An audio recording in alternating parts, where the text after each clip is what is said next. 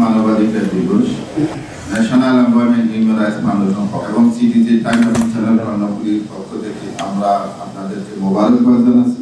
সাথে সাথে অ্যাডমিশন যে আমাদের জন্য একটা সেমিনার আয়োজন করছেন, আমরা তাদেরকে ধন্যবাদ জানাচ্ছি। 1948 সাল থেকে মানবাধিকার দিবস পালন করে আসতেছে জাতিসংঘ। সারা পৃথিবীময় আমরা দেখতে পাচ্ছি মানবাধিকার দিবসগুলি 10ই ডিসেম্বর পালন করে আসতেছে। আসার পিছনে আমরা খাতা কলমে অঙ্ক করলে বুঝতে পারি এটা মানবাধিকার দিবস, কিন্তু বাস্তবে এটা পালন করা হচ্ছে না, কোনো দেশেই পালন করা হচ্ছে না। আমরা সুইজারল্যান্ডের মতো একটি দেশকে আমরা বেছে নিয়েছি মানবাধিকারের, এখানে রক্ষণ সবকিছু এখানে করে। বাকি দেশগুলি তার জনগণের উপর স্টিমুলাস চালায়। যারা আমাদের দেশের কথা বলি, আমরা দেশকে আমরা ভালোবাসি, দেশের জন্য আমরা কাজ করি। অ্যাডমিশন বলেন, ন্যাশনাল এমপ্লয়মেন্ট হিউম্যান রাইটস, ছোট ছোট এই যে পরিবেশগত মান উন্নত করার জন্য এবং মানবাধিকার রক্ষার জন্য আমরা কাজগুলি করতেছি, কিন্তু আমরা আশাটুকু আমরা পাচ্ছি না।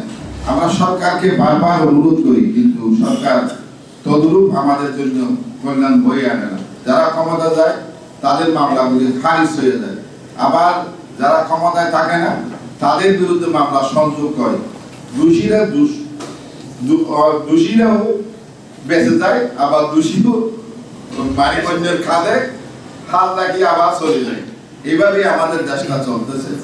যারা রাষ্ট্র পরিচালনা করে তারা সব সময় এই যে মানবাধিকার লঙ্ঘন করে, জনগণের উপর স্টিমুলাস চালায়।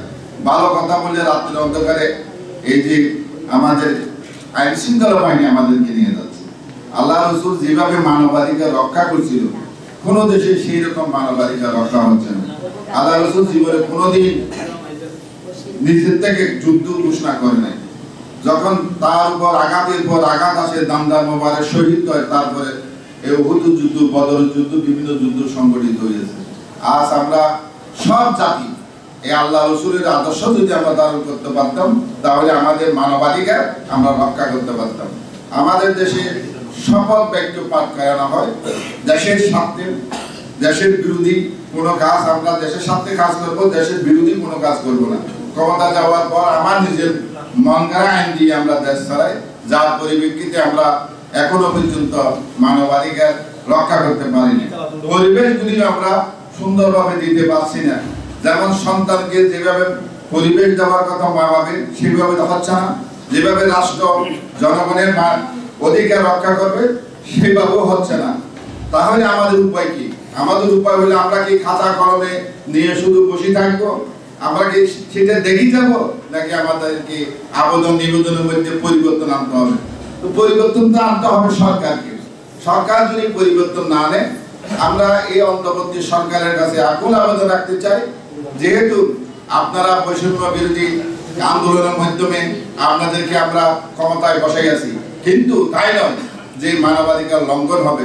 এখনো পর্যন্ত আমরা দুর্নীতি বন্ধ করতে পারি না। প্রত্যেক জায়গায় টাকা না দিলে কিছু হয় না।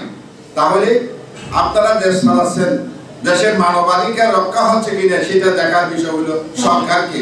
সরকার যদি আমাদেরকে সেই উদ্যোগই না নেয়, সরকারের ভিতরে যদি পুলিশ, এখন যে পুলিশ বাহিনী যে আমরা বদনাম করতাম, সেই তো এখন বদনামে থাকিয়ে গেছে, উদ্ধার হতে পারছে না। একটা চাকরির জন্য 6 লাখ টাকা 10 লাখ টাকা দিতে হচ্ছে। এই যে বিদেশ থেকে কিছু ছাত্র পাস করে আসলো, ডাক্তারি পাস করে আসলো, তাদের খান্না ঢাকার আকাশ বাতাস বাইরে হয়ে গেল, অথচ প্রত্যেকের হাতে আবেদন গেল, কিন্তু এই ছাত্রদেরকে এখানে ইন্টার্নি করার জন্য কোনো সুযোগ দেওয়া হচ্ছে না। তাহলে এই ছাত্রগুলি প্রায় 200 জন ছাত্র মতো আমরা দেখতে পাচ্ছি, তাদের কোনো রকমের কি করা হয়নি, তাদেরকে কোনো ডাক্তারি সুযোগ দেওয়া হচ্ছে না। এটা কোন অধিকারে বলে, কোন মানবাধিকারের কথা আমরা বলবো? যার অধিকার আমরা রক্ষা করতে পারলাম না, যাদের অধিকার ছাত্ররা আন্দোলন করি আমরা অধিকার রক্ষা করার জন্য ক্ষমতায় আসলাম, তাদেরকে যদি আমরা অধিকার থেকে বঞ্চিত করি, তাহলে আমরা কোন মানবাধিকারের কথা বলি? এখন বলি তাহলে আমাদের পরিবর্তনটা হলো আমরা যে আমাদের মতো নৈতিক চরিত্র পরিবর্তন করতে হবে।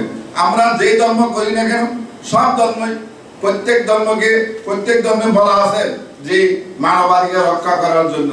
সুশাসন প্রতিষ্ঠা করার জন্য, কিন্তু বাস্তবে আমরা তার থেকে জনগণকে বঞ্চিত করতেছি শুধুমাত্র ক্ষমতার জন্য। ক্ষমতায় গেলে 600 কোটি টাকার মামলা একদিনে হারিস হয়ে যায়, আর ক্ষমতা থেকে যখন আসে আবার মামলা মোকদ্দমা একজনের উপর ছড়াই দেওয়া হয়। এইভাবে যদি আমরা করি তাহলে ভবিষ্যৎ আমাদের জন্য অন্ধকার। অন্ধকার থেকে মুক্তি পাওয়ার জন্য একমাত্র কথা হলো নৈতিক চরিত্র পরিবর্তন করতে হবে। যারা ক্ষমতা যায় তাদেরকে নৈতিক চরিত্র যদি পরিবর্তন করাতে না পারি তাহলে আমরা কোনোদিন মানবাধিকার রক্ষা হবে না। সারা পৃথিবীর শক্তিধর দেশগুলি এখন দিন দিন করে যাচ্ছে, দুর্নীতি করে যাচ্ছে, অন্যায় করে যাচ্ছে, তাদের বিরুদ্ধে সোচ্চার হওয়ার কোনো সুযোগ আমরা পাচ্ছি না। যাদের শক্তি আছে তারা পার্শ্ববর্তী একটা মানুষের শক্তি আছে, গরিব অসহায়ের উপর নির্যাতন চলতেছে, অথচ মামলা করার পরে 20 বছর 30 বছর পরে সেই মামলা দেখি যেতে পারছিল না। এই কোন দেশে আমরা বসবাস করি যে জনগণ কত বছর মামলা চালাইতে পারবে একটা গরিব অসহায় মানুষ, অথচ তার 20 বছর মামলা চালানোর জন্য চলে গেছে লোহার কোর্টে, তারপরে তার কোনো রকমের মামলা সুফল পাচ্ছে না। যার কারণে আমাদের আইনকে পরিবর্তন করতে হবে, আমাদের মানবাধিকার যদি আমরা আইনকে পরিবর্তন করতে হবে।